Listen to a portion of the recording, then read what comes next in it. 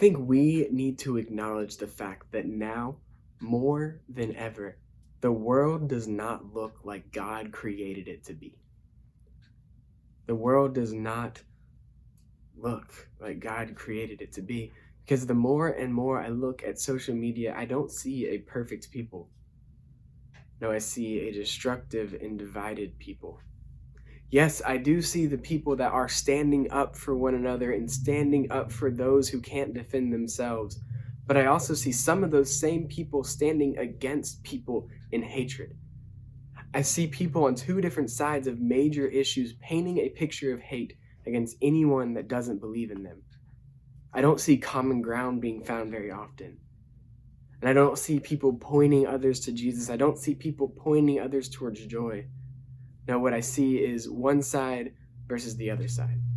I see me versus you, us versus them, my way or no other way. And what is so hard about this entire issue is the fact that there are Christians on both sides. And what that means is there are Christians who are spewing words of hate against other Christians, and that is not okay.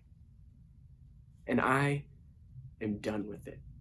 I am sick and tired of watching Christians spew hate against other Christians and against other people. Because you want to know the best way to create a bad relationship between you and God, the best way to create bad blood in that relationship? It's by hating other people. Because God is not hate. God is love. So how do you and I and all of us interact in a world where hate is sometimes valued higher than love? Man, we pray for things like Jesus prayed for them. You know, if you look in John chapter 17, you see a prayer that Jesus has that really just hits at the heart of the issues that we're facing right now. Jesus says, I pray not only for these.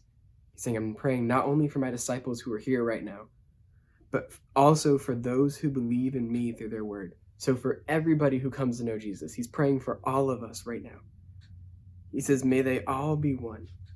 As you, Father, are in me and I am in you, may they also be in us, so that the world may believe you sent me. He's saying, let my people be unified, but not only unified to some extent, but unified perfectly, like I am unified with the Father. He says, I have given them the glory you have given me, so that they may be one as we are one. He says it again, so that we can be one, we can be unified, like him and God are unified. He says, I am in them, and you are in me, so that they may be made completely one. Completely one. He wants us to be fully unified. He said it 3 times at this point. He says, that the world may know you have sent me, and you have loved them as you have loved me. Jesus' prayer right here is for perfect unity among his followers. And that's not what's happening right now.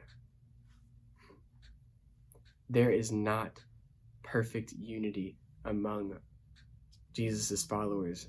And there's one reason why. It's because we don't look like Jesus. We just don't. But if we want to fix this, if we want to start looking more like Jesus and be unified, we need to follow after his example. Let me tell you something that is true.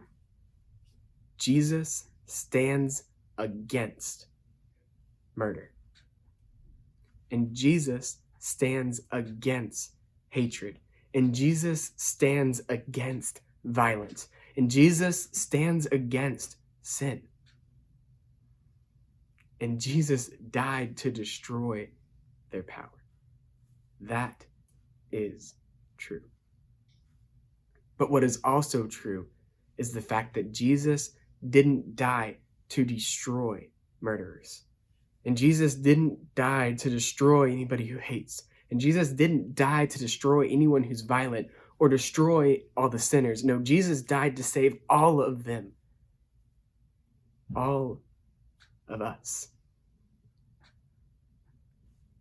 So who are we to hate the sinner when the one person in all of history who had every right to decided to say, I will not hate the sinner, but I will love them and I will give my life for them.